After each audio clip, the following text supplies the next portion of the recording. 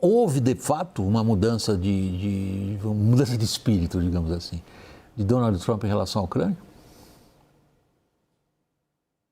Olha, aparentemente sim, o que não significa que essa mudança seja definitiva, né? A gente, como brasileiro, está acostumado a ver o Trump é, trocando essas idas e vindas constantemente, né? Então, a relação dele com o Brasil, por exemplo, né, de tarifar, depois retirar tarifas, tarifar novamente, é o que ele tem feito com o mundo todo. Então, Trump é um presidente instável, de um país muito poderoso, e isso gera bastante problema nas relações internacionais, nas relações diplomáticas, porque essas idas e vindas do presidente estadunidense fazem com que ele não se torne um negociador confiável.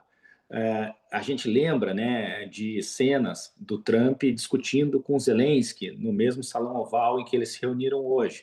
E aquela, enfim, foi algo que diplomaticamente muito condenado, né, a forma como ele recebeu Zelensky, a forma como ele tratou o Zelensky, armou uma arapuca para ele, né, para criticá-lo na frente de toda a mídia. E hoje não, hoje foi uma reunião muito mais amigável, mais amistosa, com promessas de apoio militar, o que ele vinha negando constantemente, já que tem boa relação com o próprio Vladimir Putin, né? Mas o que se espera agora, então, é que os Estados Unidos retomem uma relação com a Ucrânia, da mesma forma, né, que se tornem ainda mais próximos de Israel nessa guerra contra o Irã, mas isso não significa que essa posição do Trump, né, vai durar no tempo. Ele está pressionado internamente, muitas críticas vem recebendo em termos da política externa e também da política doméstica, e está tentando novas cartadas para ver se consegue ganhar apoio interno, mas isso não significa que ele vá permanecer nessa posição que ele aparentemente adotou hoje. A gente tem um dado interessante aí, Lorival, para examinar as posturas do Trump em relação ao Zelensky e à Ucrânia. A Laura Loomer, cada autocrata tem um Rasputin que merece, né? No caso do Trump é essa pessoa, Laura Loomer. Ela, como é que a gente deveria caracterizá-la? Ela é uma influência ligada ao campo mágico também.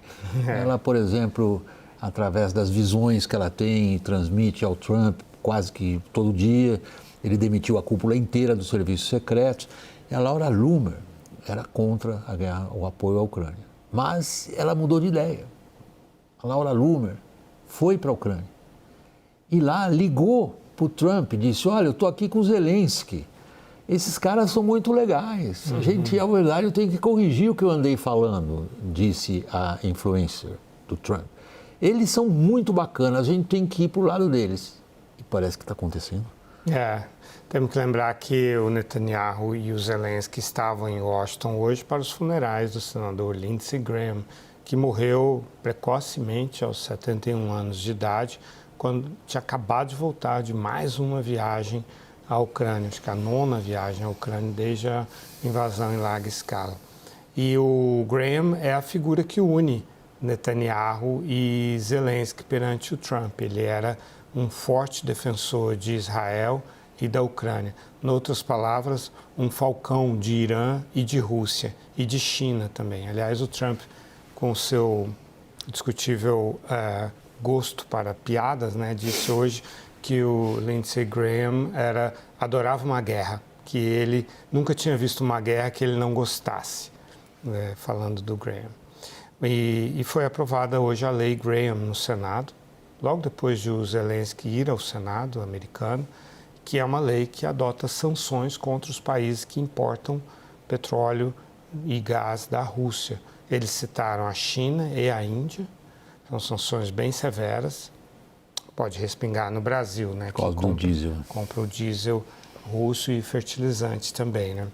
De qualquer forma, sim, você falou em espírito do tempo, né? Eu pensei numa mudança do espírito. Não, o espírito que eu pensei era da Laura Loomer mesmo. A gente fica vendo os analistas geopolíticos e a gente se esquece que quem influencia, de fato, não são esses pensadores, os professores, mas é a Laura Loomer. Eu estava pensando no Zeitgeist, o espírito não, obrigado. Do espírito da época, embora alemão.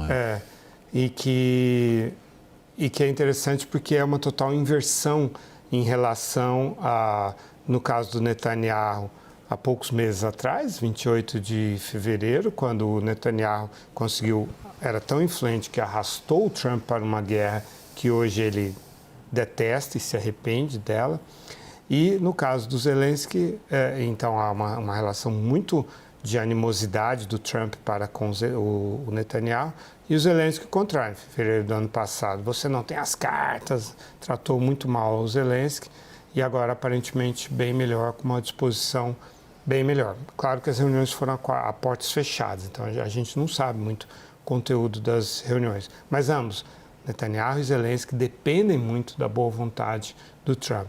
Netanyahu para as eleições de 27 de outubro. Ele tinha elevado a popularidade dele graças à guerra contra o Irã e está caindo a popularidade de novo, aí a elegibilidade dele de novo, porque está claro que o Trump está contrariado com ele e isso afeta o humor do eleitor israelense. E o Zelensky, naturalmente, depende também do Trump perante a Europa, inclusive, e para manter o nariz acima da água, né?